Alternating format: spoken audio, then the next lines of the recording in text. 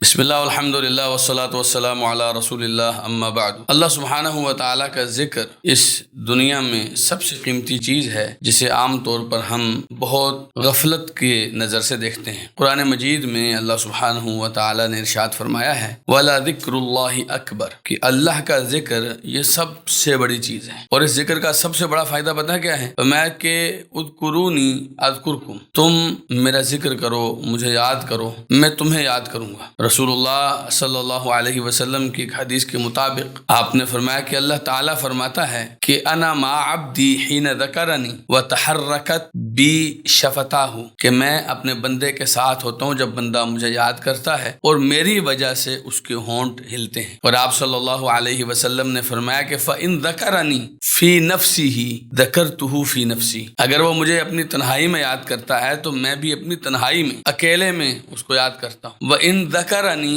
فی ملئ ذکرتہ فی ملئ خیر منہ، اگر یہ چند لوگوں میں بیٹھ کر مجھے یاد کرتا ہے تو میں اس سے بہتر مخلوق میں اپنے بندے کو یاد کرتا ہوں۔ آپ تصور کیجئے کہ اس حقیر سی، گھٹیا سی، کتنی نچلی دنیا میں بیٹھ کر ہم اپنے اللہ کا نام لیں اور اللہ کتنی بلندیوں پر ہم فقیروں کا تذکرہ کریں۔ میرے خیال میں صرف اسی تصور کے ساتھ بندے کو اپنے اللہ کے ذکر میں مگن رہنا چاہیے۔ رسول اللہ صلی اللہ علیہ وسلم فرمایا کرتے تھے لا یزال لسانک رطبا من ذکر اللہ، کہ تمہاری زبان ہمیشہ اللہ کے ذکر سے تر رہے۔ اپنی زبان کو جہاں ہم نے چغلیوں، غیبتوں، بہتان تراشیوں، مسلمانوں کی عزتیں اچھالنے پر لگا رکھا ہے، اس کی بجائے اس زبان کو سبحان اللہ، الحمدللہ، لا الہ الا اللہ، اللہ اکبر، لا حول ولا قوت الا باللہ پر لگائیے۔ اللہ تعالیٰ میرا اور آپ کا حامی و ناصر ہو۔ اللہ ہمیں